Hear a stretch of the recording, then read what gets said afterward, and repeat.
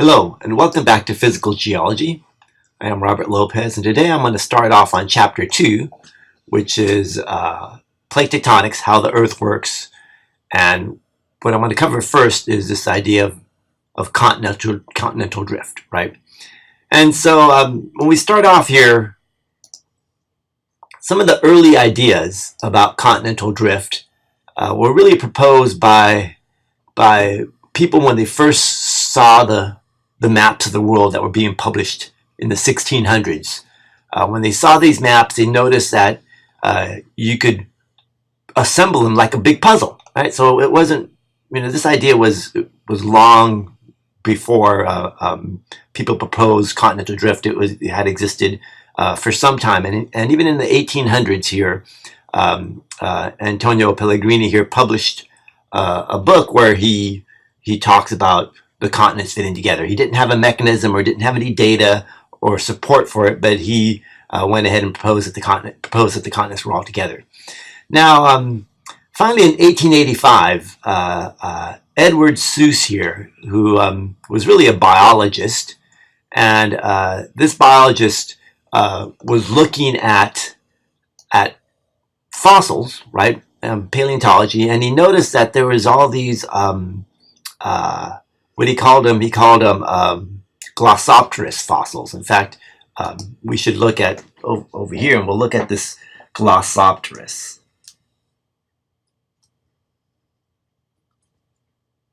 fossils. And what these are, they're basically, it's a seed fern, right? And he noticed that these seed ferns were on basically all the southern hemisphere continents, right? So, if we think about the southern hemisphere, we're looking at South America, Africa, Australia, India, and Antarctica. So those continents make the southern hemisphere continents, and you notice that all these continents had this Glossopteris fossil, the seed fern, right? And so the seed fern fossil, he proposed a name. He called it Gondwana land.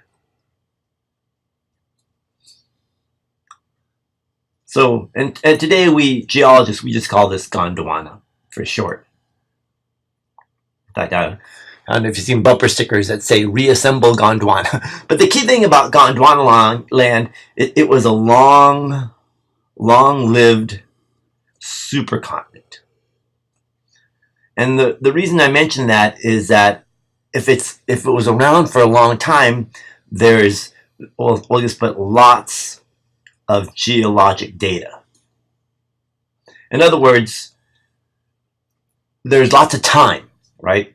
Lots of time for rocks to accumulate, fossils, animals to live, organisms to live and die and get buried and be fossilized. So with time you have evidence. And so one of the problems we'll see later on is Vagner, Alfred Vagner, who proposed continental drift, had a real problem trying to convince geologists, because geology was really born in the northern hemisphere, primarily in England, and then really worked on in the United States, in North America. And so when this idea of continental drift came around, they just couldn't believe it, because you really don't see that evidence so much up here in the northern hemisphere continents, because there is a continent up here that formed before Pangia that we'll talk about in a little bit, and it was short-lived, and so there was not a whole lot of evidence. But the southern hemisphere continents, Gondwana land, Gondwana does have much evidence for this supercontinent to have existed. So Seuss is the one who proposed the name, right? But then along comes, in fact, let's say one more thing about Seuss here. So one of the problems Seuss had, so here's that seed fern, some of the fossils of the Glossopteris, and notice that the Glossopteris flora occurs in Australia, India, Africa, South America, and in Antarctica down here. But today we know that these areas are separated by a wide ocean, right? The Southern Ocean, South Atlantic, Southern Indian Ocean, right? So what Seuss proposed is that we had these felsic corridors, and felsic corridors meaning that remember, this is a time, the 1800s, where Jules Verne's is writing his book about journey to the center of the earth, and about the lost continent of Atlantis, right? So he figured, well, maybe these areas are underlain by continental rock that's sunk below sea level, right? So that's one of the points I want to make here about this word felsic. So if we go back up here, note that I have two words. I have the word felsic and I have mafic. Well, felsic, the key thing is, think about this Si. And we'll be using this word quite a bit. And felsic is a rock that's rich in silica. And so that's SiO2, silicon dioxide. So that's a chemical formula for quartz. You've probably heard of the mineral quartz. And so quartz is a very common mineral in many igneous rocks and in granitic rocks. So in fact, felsic granite would be a good example of felsic rock. Granite is a felsic rock. But the key thing is, felsic rock is typical of continental crust. Now for mafic rock, think of the M and the F. And so these rocks are rich in magnesium and iron, right? And they're common to the oceanic crust. So a very common mafic rock is going to be basalt lava. So if you've ever been to Hawaii and seen the rocks around Hawaii, they're black. It's a black volcanic rock. It primarily erupts at mid-oceanic ridges, right? But it occurs in other areas. Basalt is common. In fact, we'll find that basalt is one of the most common rocks on Earth. It covers the ocean floor, and the ocean makes about 71% of the planet, so it's a very important rock. All right, so let's go back to the PowerPoint here.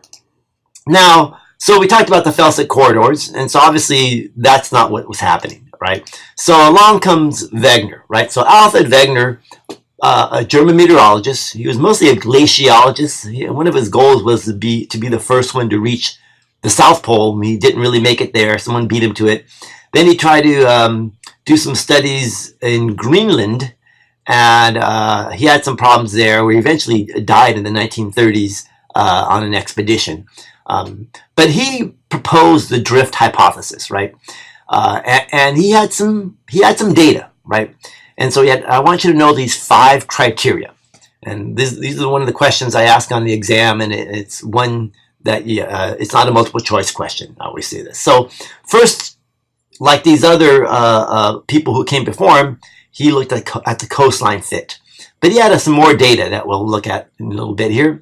Second is he looked at the glaciation, these late Paleozoic concordant glaciation. So when glaciers travel across the land surface, the frozen rock in the ice leaves scratches and grooves on the bedrock. In fact, this kind of background picture shows some scratches of some glacially carved regions. So we'll talk about that. And then he also looked at paleoclimate zones. He knew that coral reefs, well, if you want to go find coral, you go to the tropics. Coal swamps, well, coal, you need some kind of humid, warm, rainy, wet area. So that's going to be somewhere where there's going to be lots of rainfall, maybe close to the tropics as well. If you have deserts, well, that's in mid-latitudes, around 30 degrees north or south latitude.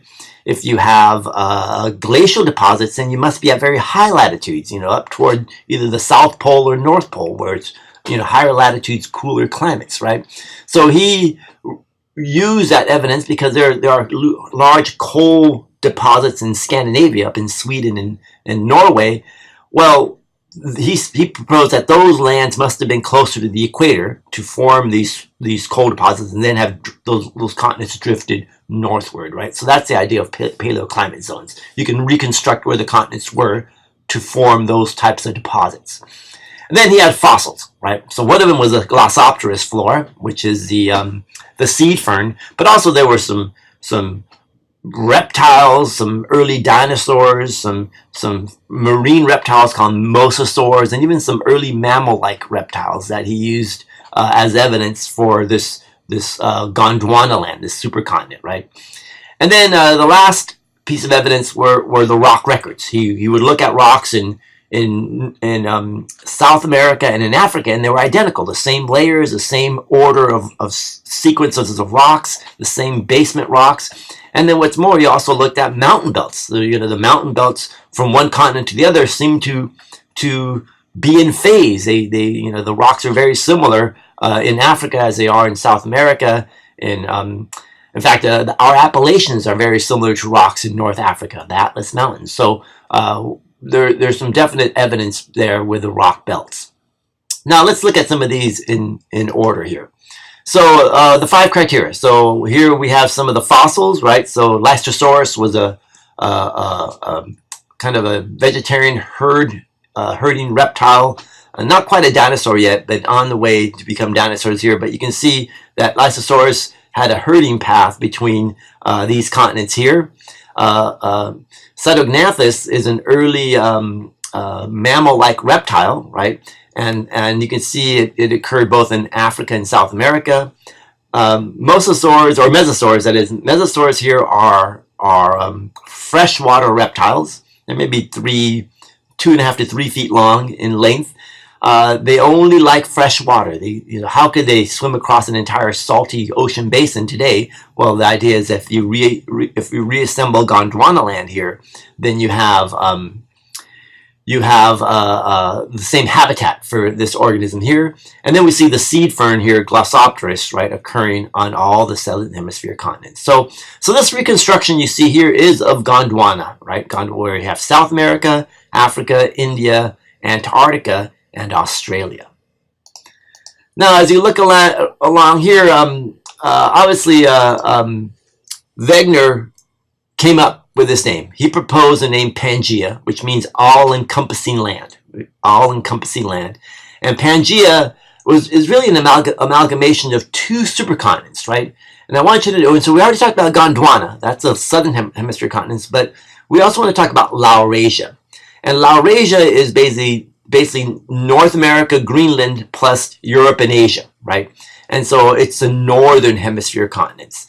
And the thing about Laurasia, it had a short-lived history. It formed kind of in the middle Paleozoic, around maybe 350, 360 million years ago, and then quickly became part of Pangia by about 300 million years ago. So it didn't have a long, protracted geologic time history like Gondwana did. So the evidence for these continents being together was short-lived, whereas it was much better evidence for the southern hemisphere continents. And then another word I want you to know, see if it comes up down here, is this word Laurentia. And so Laurentia is North America. It's North America and Greenland together. So Laurentia, so Laurasia really composed of Laurentia, North America, Greenland, and then Europe and Asia, right? And so that comprises the northern hemisphere continents. And I've already talked about Gondwana land. So remember, Laurentia and Laurasia. Okay, well, let's pause here for now, and then we'll continue in the next segment.